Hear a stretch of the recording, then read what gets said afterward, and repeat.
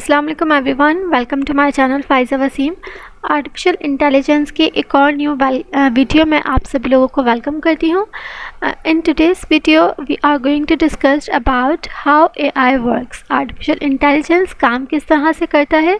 Video की तरफ बढ़ने से पहले फर्स्ट ऑफ ऑल हम थोड़ा रिकैप डिस्कस कर लेते हैं। लास्ट वीडियो में हमने बात की थी about the artificial intelligence versus natural intelligence के हवाले से, जिसमें हमने एआई की कुछ एडवांटेजेस को डिस्कस किया था और नेचुरल इंटेलिजेंस के कुछ एडवांटेजेस को डिस्कस किया था और इन दोनों की कंपैरिजन भी साथ में की थी। तो अगर आपने वीडियो वॉच नहीं की तो आप हमारे वीडियो सेक्शन में जाकर वॉच कर सकते हैं। नाउ इन टुडेज़ वीडियो हम बात करने वाले हैं आर्टिफिशियल इंटेलिजेंस काम किस तरह से करता है।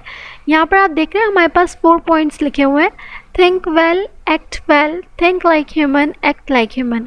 कोई भी मशीन है जिसमें ये 4 फीचर्स मौजूद हैं, जो कि थिंक कर सकती है, जो मशीन एक्ट कर सकती है। ऐसी मशीन जो ह्यूमन की तरह थिंक करे, जो ह्यूमन की तरह एक्ट करे, तो वहाँ पर आप कह सकते हैं कि आर्टिफिशियल इंटेलिजेंस प्रेजेंस मौजूद है उस मशीन में और वो मशीन एज अ एआई काम कर रही है।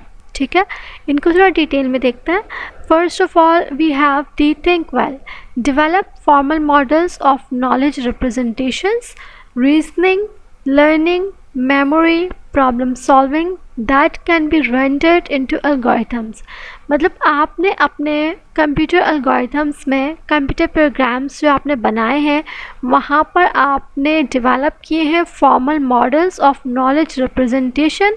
वहाँ पर वो मशीन, उस मशीन में ये कैपेबिलिटीज़ हैं कि वो लर्न कर सके, वो मेमोराइज़ कर सके, वो प्रॉब्लम्स को सॉल्व कर सके। मतलब कि वो मशीन थिंक कर सकती है प्रॉपरली।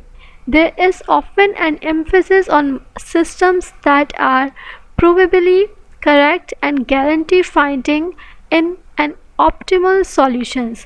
वो कोई भी मशीन हो जो कि रीजंस प्रोवाइड कर सके, जो किसी पास्ट एक्सपीरियंसेस के बेस के ऊपर लर्न कर सके, जो किसी चीज़ों को, कोई भी चीज़ है उसको मेमोराइज़ कर सके और उन सब चीज़ों की बेसिस के ऊपर प्रॉब्लम्स को सॉल्व करे, सॉल्यूशंस निकाले। तो उस मशीन में ये कैपेबिलिटी होती है कि वो अपनी वो ह्यूमन की तरह थिंक कर रही है। उसमें ये प्रॉपर चीज़ें मौजूद हैं कि वो ह्यूमन की तरह थिंक करके अपने प्रॉब्लम्स को सॉल्व कर सक रही है। तो आप ये कह सकते हैं कि उस मशीन के अंदर आर्टिफिशियल इंटेलिजेंस की प्रेजेंस मौजूद है जो कि थिंक करे। ठीक है, नाउ एक्ट वेल, ऐसी मशीन जो कि एक्ट भी करे, सिर्फ और सिर्फ सोचे नहीं बल्कि सोचे और फिर उसके मुताबिक कोई ना कोई एक्शन परफॉर्म करे।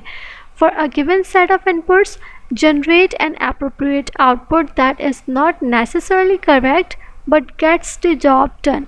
ऐसी कोई मशीन जो कि कोई इनपुट ले, ठीक है, और फिर उस इनपुट के थ्रू कोई ना कोई एप्रोप्रिएट आउटपुट जनरेट करे। अब ज़रूरी नहीं है कि वो जो आउटपुट उसने जनरेट किया है वो 100% करेक्ट हो। वो इतना करेक्ट एटलीस्ट होना चाहिए कि जो हमारी जॉब है, जो उससे जो हम उससे चाह रहे हैं, जो हम उससे एक्सपेक्ट कर रहे हैं, वो उसको कंप्लीट करें।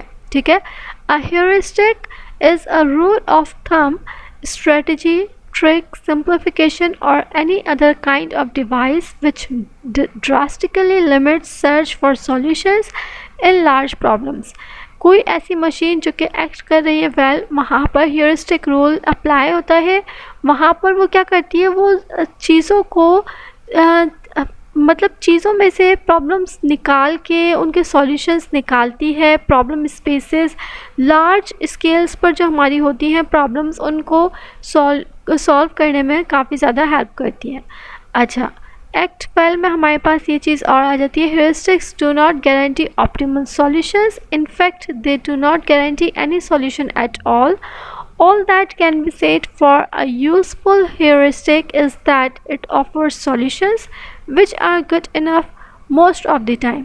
heuristic जैसे कि हमारे पास एक ट्रिक है, एक मॉडल है, जैसे कि पीछे आप देख रहे हैं, ये एक रूल है। ठीक है, रूल ऑफ थंब है, स्ट्रेटजी है, इसको आप ट्रिक कह सकते हैं, कोई सिंप्लीफिकेशन कह सकते हैं। इसका मतलब ये है कि कोई ऑप्टिमल सॉल्यूशंस आपको प्रोवाइड किए जाएं। अब वो 100% करेक्ट नहीं हो सकते, वो इतने एटलीस्ट करेक्ट हो कि which are good enough most of the time, जिसके थ्रू आपको कुछ सॉल्यूशंस मिल सके और आपके प्रॉब्लम सॉल्व हो सके। ठीक है, नेक्स्ट पॉइंट है थिंक लाइक ह्यूमन, कोई मशीन जो कि ह्यूमन की तरह थिंक करे। Cognitive science approach focus not just on behavior and input output but also looks at reasoning process। Things like human का मतलब ये है कि सिर्फ और सिर्फ वो मशीन का बिहेवियर ऐसा ना हो कि वो ह्यूमन की तरह बिहेव कर रही है, उसका सिर्फ और सिर्फ इनपुट आउटपुट का प्रोसेस ना हो बल्कि उसमें रीजनिंग प्रोसेस भी मौजूद हो। Computational models should reflect how results were obtained, provide a new language for expressing cognitive theories and new mechanisms for evaluating them। Okay, next slide की तरफ चलते हैं। Think like human, GPS, Journal Problem Solver, goal not just to produce human-like behavior but to produce a sequence of steps of a reasoning process that was similar to the steps followed by a person in solving the same task, or ELIZA, a program that simulated a physiotherapist interacting with a patient and successfully passed the Turing test।